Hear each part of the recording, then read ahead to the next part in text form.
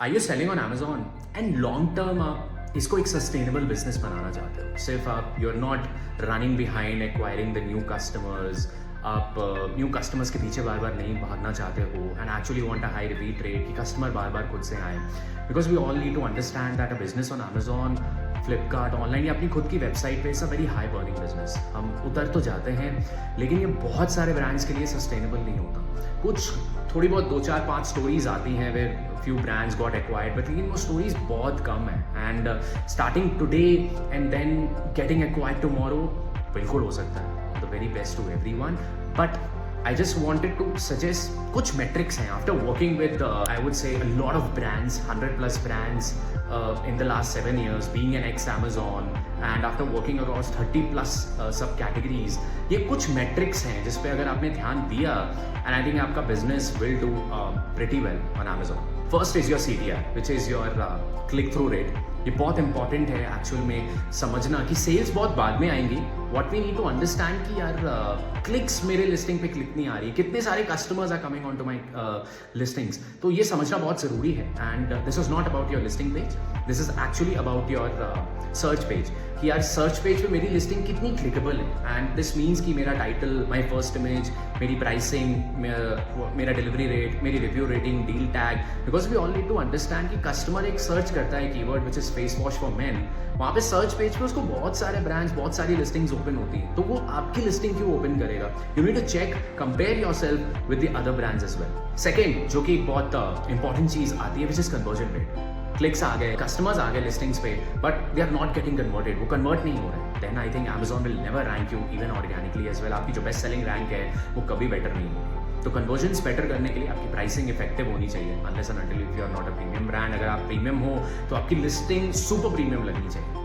And दो बहुत important चीज़ें जो सेलर्स बहुत इग्नोर करते हैं। फर्स्ट इज कि कस्टमर्स के पास आजकल इतना टाइम नहीं है, वो आपकी सारी इमेजेस चेक नहीं करेगा। They will check your first 3 images after your first image, which is your image number 2, 3 and 4। तो इन 3 इमेजेस में आपको अपने कस्टमर को कन्विंस करना है कि what are your benefits, what are your features, why should they buy your brand, and आपका brand औरों से कैसे बेटर है, एंड कुछ उसमें ह्यूमन एलिमेंट है, लाइफस्टाइल है, बिकॉज कोई रोबोट बाय नहीं कर रहा आपके प्रोडक्ट को, एक ह्यूमन इज ओनली बाइंग, एक एक्चुअली लाइव ह्यूमन एक कस्टमर बाय कर रहा है, तो वो अपने आप को भी देखना चाहता है। विमेन के लिए है, कौन सी टारगेट ऑडियंस के लिए, कौन से एज ग्रुप के लिए है। इफ आई से इन शॉर्ट, कस्टमर को अपना प्रोडक्ट समझाने के लिए आपको बिल्कुल भी मेहनत नहीं करानी, बिल्कुल भी नहीं करानी। It should be how quickly you are able to convince your customer.